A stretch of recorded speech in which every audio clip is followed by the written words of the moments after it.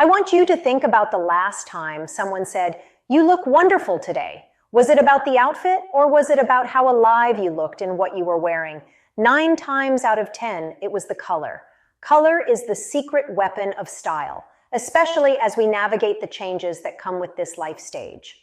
The right color can make your skin glow, your eyes sparkle, and take 5 years off your appearance. Though honestly, why should we care about looking younger when looking vibrant is so much more interesting?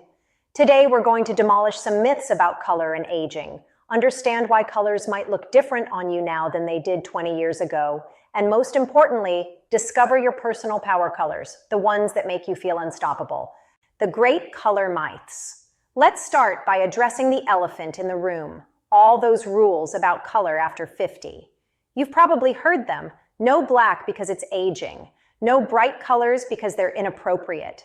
No pastels because they wash you out. Beige is sophisticated. Navy is classic. Here's the truth. These rules are nonsense. Complete, utter nonsense. I know a 72-year-old artist named Diana who wears exclusively black and looks like elegance personified. I know a 65-year-old retired teacher, Joyce, who wears the brightest yellows and oranges and literally lights up every room she enters. And my friend Catherine, at 68, wears the softest pink and looks like she's glowing from within. The only real rule about color? Wear the ones that make you feel alive. But here's what is true. Your relationship with color might change as you age, and it's not about following rules. It's about biology and light. As we age, several things happen. Our skin tone often becomes more muted, what color experts call softer.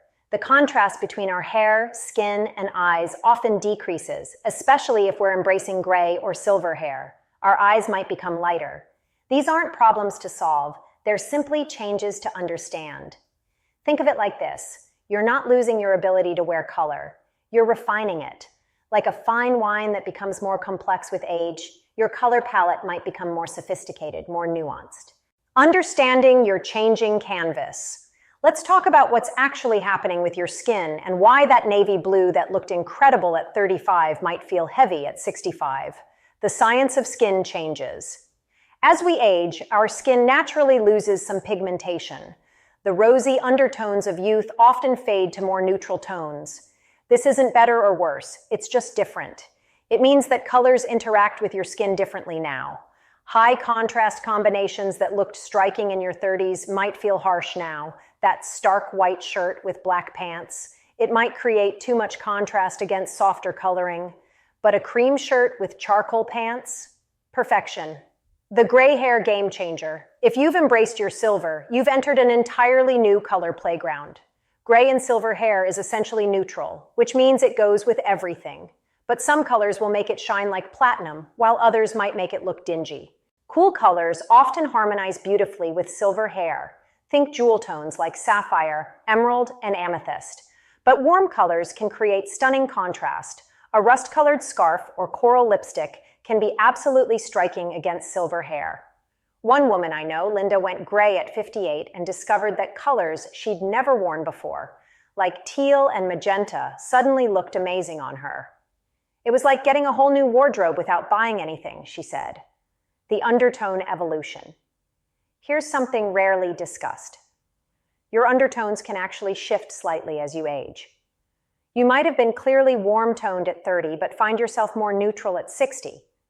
This is why that peach sweater that was your favorite might now make you look tired. How to check your current undertones? Look at the veins on your inner wrist in natural light. Dash green veins suggest warm undertones. Dash blue or purple veins suggest cool undertones. Can't tell? You're likely neutral, which means you can wear both warm and cool colors, but don't get too caught up in this. Undertones are a guide, not a gospel. Your personal color discovery. Now for the fun part, discovering your power colors. Forget those seasonal color analysis systems from the 1980s. We're going for something more intuitive, more personal. The mirror test. Gather clothes in various colors from your closet.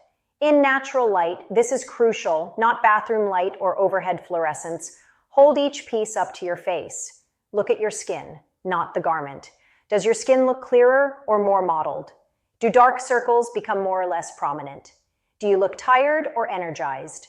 Your face will tell you everything. The right colors make your skin look smoother, your eyes brighter, and most importantly, make you smile at your reflection. The compliment tracker. For the next month, notice when you get compliments, not just nice outfit, but you look radiant or you're glowing.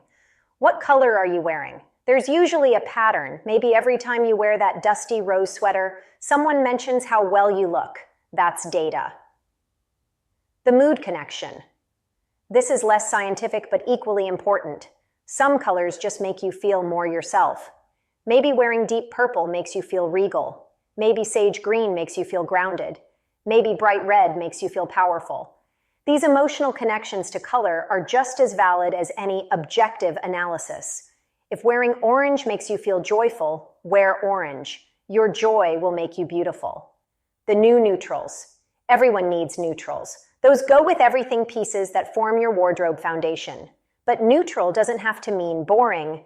Your best neutrals might not be black, white, and beige. They might be soft gray instead of black, cream or ivory instead of white. Dash camel or mushroom instead of beige, dash navy or chocolate brown as your dark neutral dash. Soft denim blue as an unexpected neutral. Strategic color placement. Understanding where to place color is just as important as which colors to wear. This is especially relevant as our bodies and preferences change. The face focus. The color nearest your face has the most impact. This is why the right scarf can transform an entire outfit. If you love a color but it's not flattering near your face, wear it as a bottom, pants, skirt, and keep your most flattering colors on top. The 70-20-10 rule.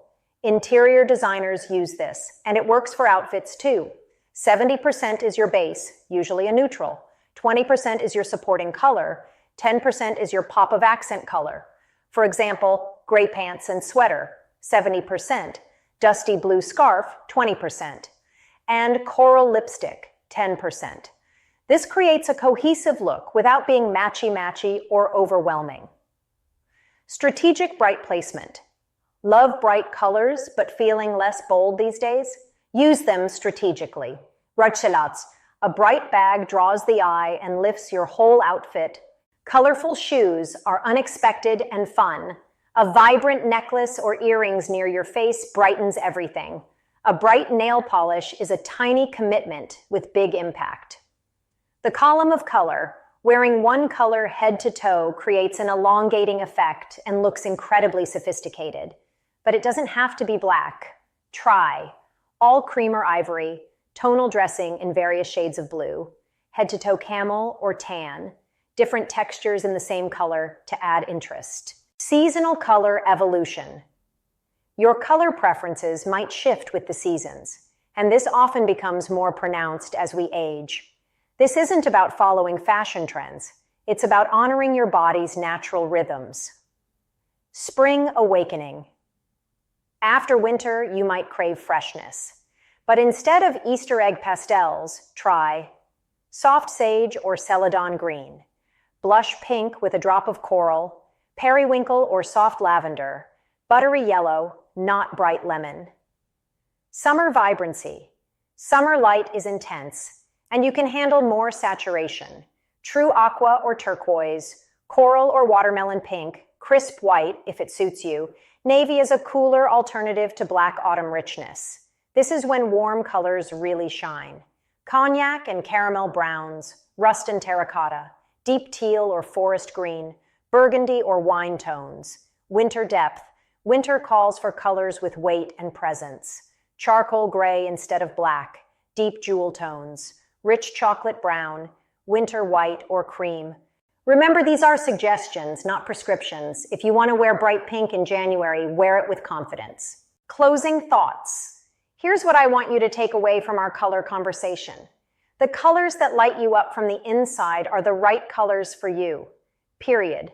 Yes, understanding how colors interact with your skin tone is useful.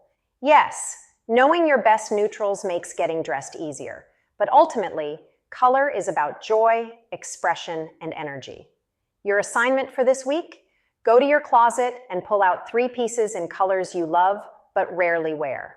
Maybe you think they're too much, or not age appropriate, or not practical. Wear each one this week. Notice how you feel. Notice how others respond. I predict you'll discover that the colors you're drawn to, the ones that make your heart sing a little, are exactly the ones that make you look most alive. Because here's the truth about color and aging. As we accumulate years, we also accumulate the confidence to wear what we love. We've earned the right to be visible, to take up space, to add color to the world. Tomorrow, we'll talk about building a versatile wardrobe with just 5 key pieces that work for everything from casual coffee to elegant dinners. But tonight, I want you to think about this. What colors have you been denying yourself? What shades are calling to you? Remember, in a world that often tries to render older women invisible, choosing to wear color is an act of beautiful rebellion. So rebel away in whatever colors make you feel most yourself.